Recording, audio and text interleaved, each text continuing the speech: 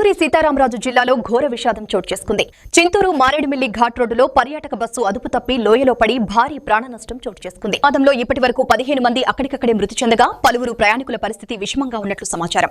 అత్యంత ప్రమాదకరమైన ఘాట్ రోడ్డులో ఉదయం ఈ దుర్ఘటన జరిగింది. డ్రైవర్ నియంత్రణ కోల్పోవడం వల్లే ప్రమాదం జరిగినట్టు ప్రాథమిక సమాచారం. ఘటన స్థలానికి వెంటనే పోలీసు, రెవెన్యూ సిబ్బంది, అంబులెన్స్ బృందాలు చేరుకుని సహాయక చర్యలు ప్రారంభించాయి. లోతైన అడవి ప్రాంతం కావడంతో రక్షణ చర్యలు కష్టసాధ్యంగా మారాయి.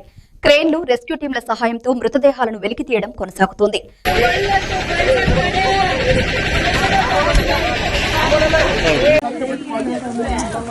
దేవుడి దగ్గరికి ఎందుకు ఇట్లా వచ్చినాము?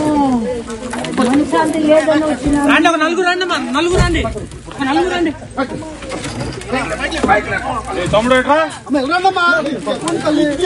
వద్దు తీసేయండి అన్న దాని మీద ఏంటన్నా దాని మీద పెట్టు